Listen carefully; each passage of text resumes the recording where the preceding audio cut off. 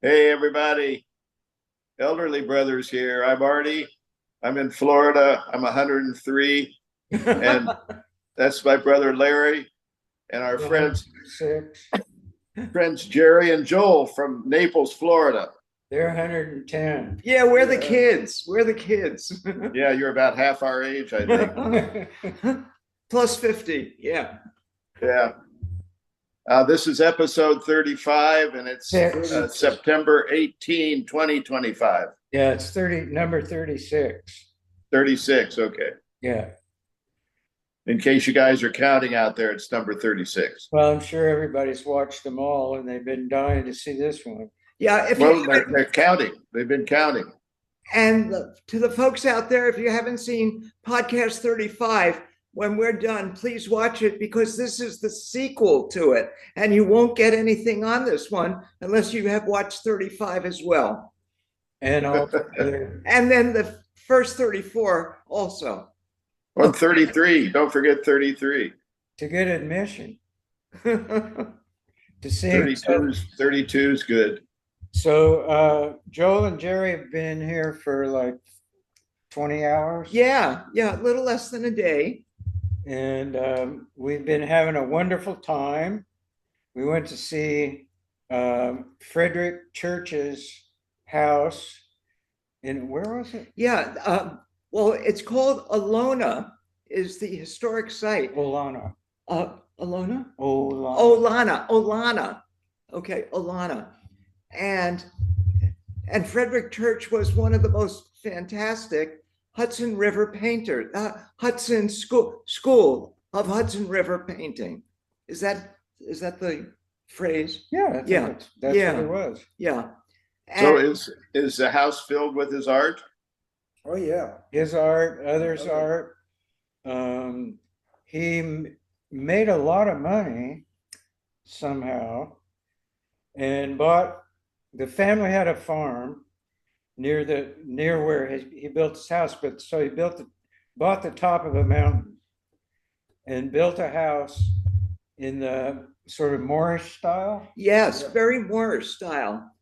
That's incredible. The views are probably 15 miles up the river. Oh, incredible views to the south down the Hudson River. Just magnificent. And the reason for the Moorish style was he and his wife did many, many travels over to Europe, and he fell in love with the Middle Eastern architecture, design, and colors. And that influenced his paintings and the house that they finally built for themselves. Well, that's very interesting. Are you sure? Yeah, I'm pretty sure. Yeah, it really is. Yeah. And then we had a picnic on the grounds overlooking the Hudson, which was beautiful. This morning we went over to Applegreen's golf course and had breakfast and looked around the course. Yep. People are going to sleep. I can hear people going to sleep. They are. So say something interesting. Well, people don't know Jerry and Joel. They're both famous dentists and famous painters, not painters, sculptors, and famous accordion players. Yes, that's me. I'm the accordionist, and I'm available. Here's a plug for myself, self-plug. I am available with my klezmer band for any occasions, even Oktoberfest, which isn't too klezmer-ish, but it's certainly a genre that we love doing. So keep that in mind. And the plug is, it's Pyser421@gmail.com for anybody that's inquiring. Pyser421@gmail.com for your klezmer needs or Oktoberfest needs or Hanukkah needs, whatever. Yeah. Or Passover. Yeah. Well, Passover doesn't do too much music. Klezmeranian. But yeah, just keep us in mind for your next klezmer occasion. How's that? Everybody should have a yearly klezmer occasion. Of course. So, and the other thing is maybe you're available to do an intro 16 bars for the elderly brothers. Oh, yes, yes, absolutely. Once we figure out how to have the music on here, because last time I tried, we couldn't get that connected for some reason. It just wouldn't play music. It's because we're elderly. Yeah. Well, there must be a switch on Zoom. No, there is a switch, and you found it, Lair, but I don't know where you found it. Yeah, well, it's somewhere here. We'll get that done. So We'll work part on of part of our idea here is that we really don't think anybody's going to look at this Yeah. for maybe 50 years. Oh, But in Yes. 50 years, they're going to get an amazing perspective on what it was like in 2025. oh, what a great concept this is. So, Future forward. I love it. so The time, The only thing is we won't get any credit for it. well, our heirs will. Maybe so. But we should be thinking about leaving our legacies, don't you think so? And this is Well, maybe. I think legacies, unless you're really famous, kind of stick with your family and nobody else. And usually it's not that good. Well, yeah, it could be. You remember that SOB that, yeah, well, anyway, what I was going to say something which has slipped my mind, but I think I got it back, Okay. which was this is a window into what people in their 8th or 9th decade are doing in 2025 to deal with this technology. Mm, So our grandchildren it'll be nothing to them. They'll be correct. doing 3D and whatever. Sure, sure, absolutely. So we're just trying to look for the button to put the music on. And if anybody watching knows that, let us know. well, Well, I have been thinking of a dental question. okay. Your consultants are ready. We're listening. All right, here's the question. There are dozens of television ads for dental implants these days. You walk in with no teeth and you walk out with a full mouth of teeth in 2 hours or whatever the hell it is. Is that a legitimate thing, or are they really exaggerating? Joel, do you want to take that question? no, I'll let you do it. Oh, Joel doesn't want to take the question. I'd say, Okay, so the short answer for us is it is very legitimate. It is a technology that's been perfected over the past 20 years, and it's quite wonderful. However, there are pluses and minuses like everything else, and the individual it's based upon, can the individual body handle it? Because certain folks can and certain folks can't, based upon the amount of bone that is left in their mouth to support any of this that we're talking about. So that's one of the key factors, along with their general health. So, and also tell them about the process, because I have 3 or 4 of them. Uh-huh. And I know I had to go first. They pull out whatever was left of that tooth that's there, and then they put in the support, right? Not immediately. That's one of the next ones. So after they pull out that bad tooth or whatever is in there in the way at this particular time, they then get this, folks, cadaver bone, ground up cadaver bone, and it is placed in that hole where they took the tooth out of. And that integrates into your own natural bone over the next few months. And if it takes well, like planting a seed, if it takes well, they then have a good foundation to put that new implant in that they're going to be putting in your mouth. Sometimes it does not take well, and then you're back up against a hard place again without any tooth or anything. So, and I think I had to go, they pulled a tooth, then they let your gum heal, and then they put the post in? Yeah, well, when they're letting your gum heal, they've already put that cadaver bone in there, and the gum is healing over it. But that little screw thing. The screw thing they put in later. Oh, okay. Yeah, because they have to wait for that foundation to be strong. And once it's strong, then they'll put that screw thing in. And that's like 6 months. And that's like 6 months, correct? So you don't actually walk in and walk out with teeth. Is it a expensive process? Very. Or what's a mouthful of teeth cost roughly? Well, what we're talking about right now is one implant, which is Yeah. a different technique from when you go into a place like you're talking about, Ardy, where they put them in 2 hours. They can actually do They that. can actually do that, but it's not the same process. What they're doing is they're putting basically regular dentures in your mouth that are plastic in 2 hours and taking out all the junk that needs to be removed and let that heal. And you're wearing that for a while until they can put in the implants that we're talking about, which sometimes is several months later. So it's like a 2-stage. Yeah, it's Process. 2 or 3 or 4 stages based upon the health of the individual. So are we talking thousands? Oh, we're talking many thousands.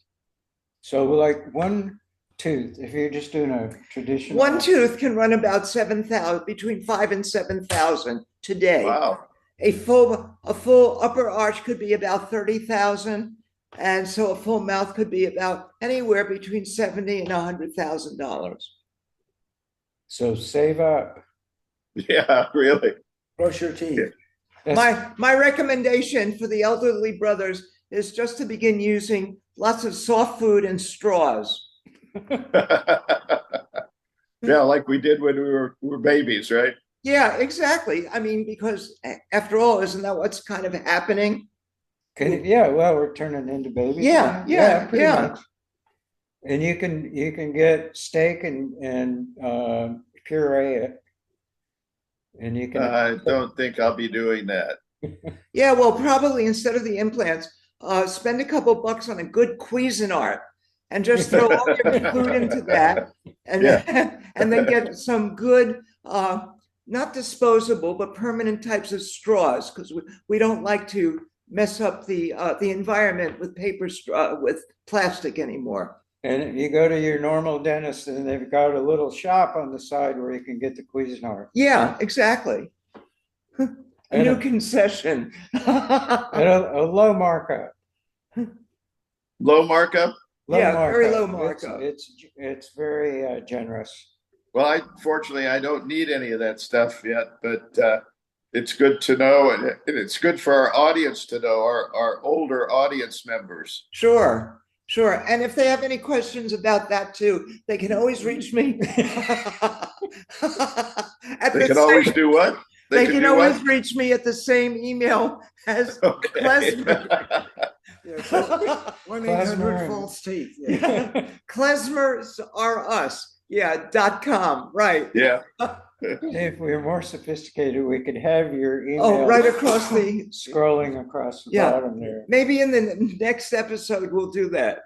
Or the next generation of elderlies will be able to do it. Well, we'll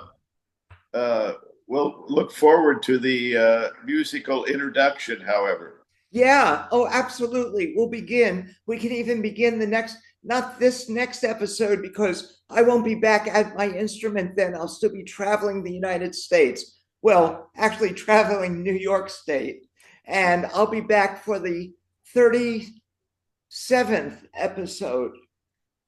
Okay, yeah, so we've got this, well, is this 30? Oh, the 38th. 38. I'll be yeah, 'cause back we're- for the 38th episode. So we'll have music at that one. Everyone that's on right now, look forward to that. And if you have any requests, send those in to Ardy as well.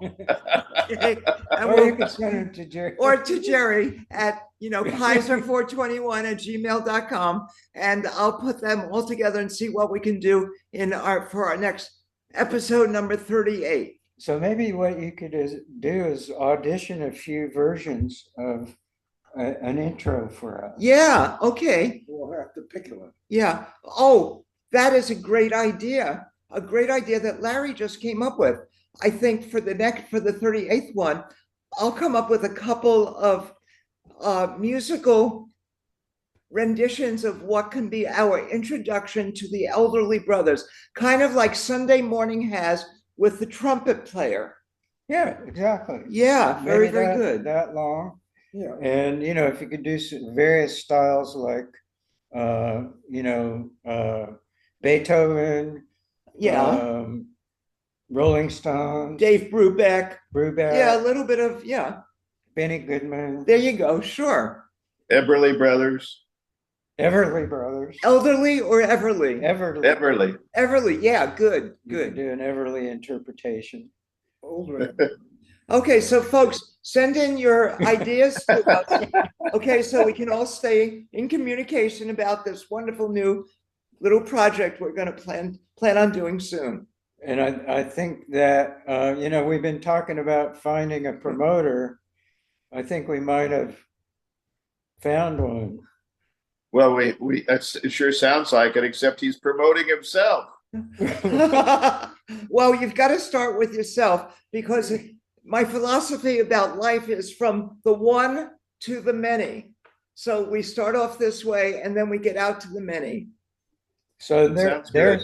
there's a little jewel for the future. I'm going to put that, you have to put that little intro of what this is going to be about. Yeah, So this is be for the few to the many, or from the one one to the many.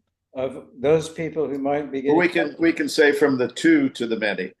or three. Oh, or the Or three, four, or the four actually. to the many. Yeah, or the about- four to the many. How Sure. about four? That'd work. Excellent. So, there was other topics, but I would maybe want to try this one out about fandom, Oh, being a fan okay. of a sports team, Yeah. and how I was telling Artie, I've become a bigger fan of my team, but now when they lose, it really upsets me, and that didn't happen before. So maybe it's too much fandom. Yeah, maybe. Yeah, too much fandom can be no good as well, like too much of anything. So taking it in moderation, your sports, as you should be with everything else, like our nutrition and everything else, just taking fandom in moderation is a good idea. So don't become such a big fan that you're really upset when No. your team loses. I didn't know you were that big a fan, Larry. I'm not. But I like to watch the game, and then, if they win, I feel good, and if they lose, I don't care. Yeah, I can watch two teams that I don't care anything about, and yet in the course of the game, I decide I want one team to win. Yeah. Usually it's the underdog. Usually, yeah. I mean, I think- that's kind of a guiding principle. The underdog needs help. I learned that from our mother, who hated the Yankees when they were winning all the time. She just thought it was not right. I didn't know that. Yeah, she didn't like that they won so much. She wasn't Well, I learned something new. about our mother. Yeah. So that's something. Oh, that's right. I keep forgetting that you guys are totally real brothers. I mean, besides being elderly, you're real brothers We're as well. Blood brothers. Blood brothers. You could tell them about the woman that asked us that in Alabama. Yeah, we were in a restaurant in Ybor City, which is Tampa, Florida, in January, and we had some fried fish, which was very good. And we were leaving, and this other older couple, was leaving as well. And this woman just out of the blue said, "Are you fraternal brothers?" And we said, "Yes, we are." But why would anybody ask that of anybody? Yeah. And And did she reply? yeah, we gave her, our blood type and Oh, all that. good. You took out your cards, your blood type cards, and shared that with her. Good. Well, it was a strange thing, and I never even thought about fraternal brothers or not, or whatever. But it seemed strange from a total person we hadn't even talked to. They just looked at us. She just looked at us. I don't think he did. Well, I think we both had the same T-shirt and hat on. You do? I'm not sure we had them on. I think we had our elderly That could brothers be. t-shirts on. Maybe That we just looked No. elderly. might be a reason. That's she a would- giveaway. She would ask. Yeah, Kind of a giveaway, yeah. yeah. So All right, we've bored people enough. I think so, and hopefully you'll bore them again. They'll tune in, they'll subscribe, they'll follow, and we're It's gonna go. at Elderly Brothers-us on YouTube, folks. And also, folks, please, if you like this, and even if you didn't like it, give us a thumbs up because that really helps all the Yeah. way through. And it's so easy. And it's so easy. You just got to click that thumb thing, and we're done. Great. So I love you, my brother, in perpetuity, Love you, my brother. Love you guys. and too. our brothers. Hey, and we are not blood, See ya. but we sure are connected. See ya. Bye, all you thousands of Until another trip around the moon. We'll see Okay. you soon. Bye bye. Bye. Bye.